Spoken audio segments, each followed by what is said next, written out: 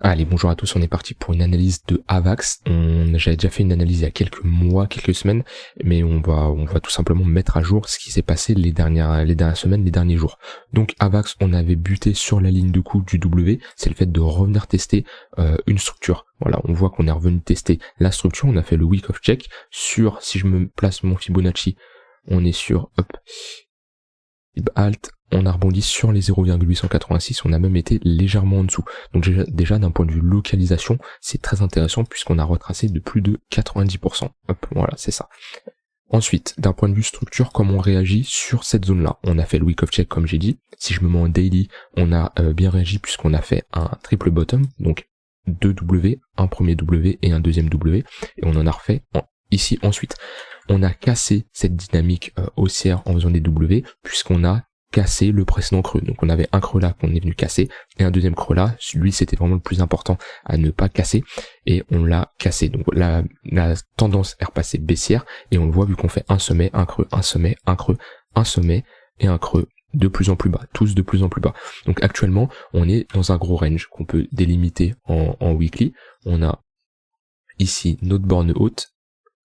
Si on casse, ça deviendra bullish en weekly, et ici notre borne basse qui, si on casse, ça deviendra bearish. Donc voilà, on est sur un bottom potentiel. Si on casse à la hausse, on aura un très fort signal puisqu'on validera un W bottom qui est un signal assez puissant. On voit qu'on en a fait un ici. Donc voilà, on aurait un signal très puissant qui nous donnerait déjà comme extension de Fibonacci, les 1,118 de Fibonacci au niveau des $41, et surtout, de mon point de vue, si on casse ce W, on ira à minima rechercher ces niveaux-là, tac. Pourquoi? Tout simplement parce que déjà, on a un déséquilibre de marché à venir combler, donc on a ce déséquilibre-là à venir combler, et on a un petit déséquilibre-là à venir combler. Mais le plus important déjà, ça serait de venir combler ce déséquilibre-là, et là on sera sur un très gros niveau de résistance, puisqu'on voit c'est tout simplement la ligne de coup d'un gros M. Si je me mets en monthly, là on a un gros M monthly qui est très bearish, et on a la ligne de coup de ce M. Donc on peut très bien revenir sur cette ligne de coup, comme on a fait ici, on a fait support actuellement. Si je place mon Fibonacci d'un point de vue bearish, pour revoir l'extension à la baisse, Fib up, on sera en confluence aussi avec les 0,382, enfin pas exactement dessus, mais là on aurait, en tout cas ici on aurait une très grosse zone qui sera très difficile à passer. Donc voilà, ça c'est si on casse à la hausse. Si on casse à la baisse, et ben on va inverser notre Fibonacci, on va juste supprimer ça, on va inverser notre Fibonacci et le mettre en logarithmique parce que sinon on va avoir des niveaux négatifs. Voilà, on voit qu'on a des niveaux. Bon, les $3 pour moi sont difficiles atteignables, puisque ça ferait quand même un gros écart, mais si je me mets en logarithmique, on a un 118, je vais mettre mon fib en logarithmique, tac. On a un 118 au niveau des $8, ce qui est une target réaliste si on casse le bas de ce range. Ça nous ferait une chute d'à peu près 50%, ce qui est clairement réaliste, et si on prend du bas du range, on aurait une chute de 38%. Et comme je dis, réaliste, on casserait par contre la dynamique haussière qu'on avait instaurée, puisque actuellement, si je me mets en linéaire, on est toujours dans une dynamique, on peut dire qu'on est dans un énorme range sur AVAX, puisque on a un creux, un creux, un creux, donc qui sont de plus en plus hauts, et on a ici un sommet et un sommet de plus en plus bas. Donc on peut voir une sorte de contraction, voilà, où on attend tout simplement la résolution de cette contraction. Donc on peut très bien continuer à faire un creux plus haut ici, revenir faire un sommet, et on a tout simplement une contraction jusqu'à cassure haussière ou baissière. Donc ça c'est première chose à signaler, parce que sur AVAX on a vraiment fait un M top en monthly, chose qu'on n'a pas fait sur des cryptos genre Ether, Bitcoin. Donc ça c'est clairement une structure vraiment bearish. Là pour moi on a une structure bearish. Ce qui est important à signaler, c'est qu'on n'a pas cassé le précédent bottom, donc s'il nous montre que AVAX surperforme toujours le Bitcoin. Si je regarde la paire AVAX BTC, tac, ok, ça c'était l'analyse précédente, je vais supprimer ça. Donc voilà, on devait être à ce niveau là quand j'ai fait l'analyse. et on voit qu'on maintient nos creux et nos sommets qui sont de plus en plus hauts, qui sont faciles à déterminer. Et là, ce qu'il nous faudrait, c'est, je pense à ce niveau-là, je me rappelle plus de la vidéo, mais j'ai dû dire qu'on était sur un V bottom, donc ça veut dire qu'on repart à la hausse comme ça, et les V bottom sont toujours amenés à être testés.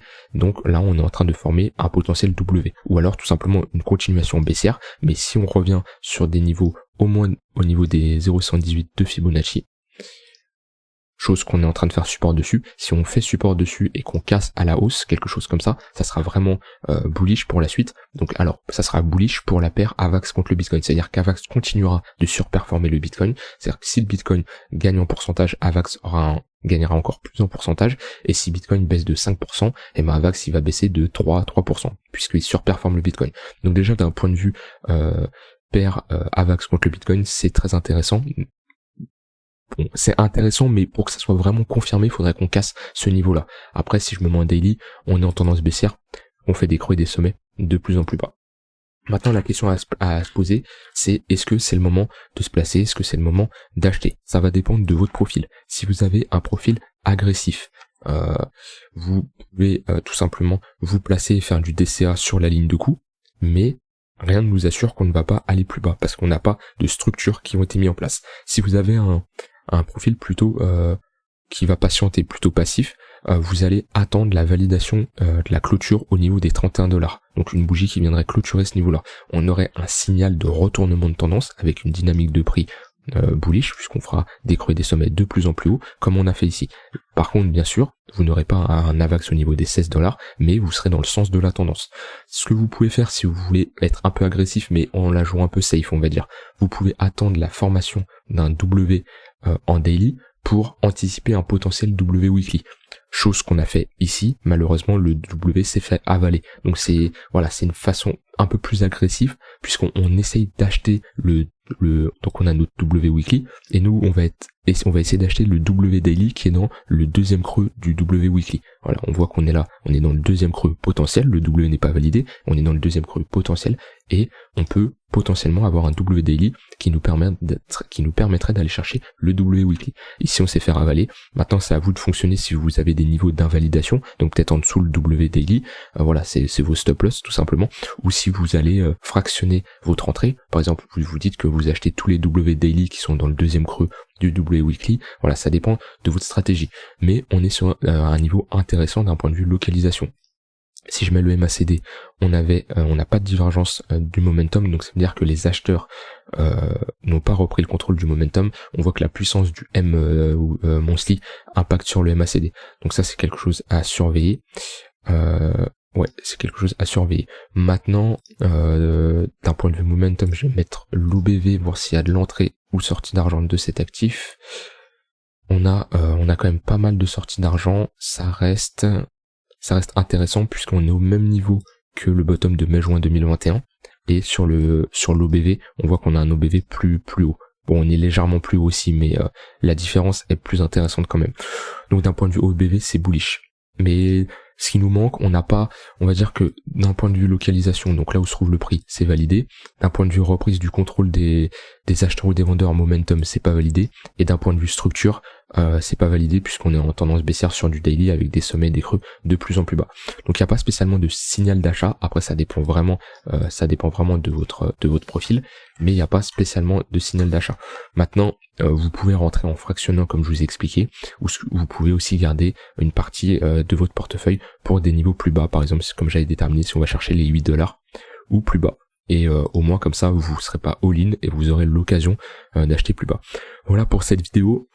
S'il y a des termes techniques que vous n'avez pas compris, que vous voulez que je vous explique, je vous laisse rejoindre le Discord, j'y répondrai. Et sur le Discord, j'ai sorti des guides sur l'utilité de chaque crypto, sur un lexique, sur les sites à utiliser pour trade et pour investir, etc.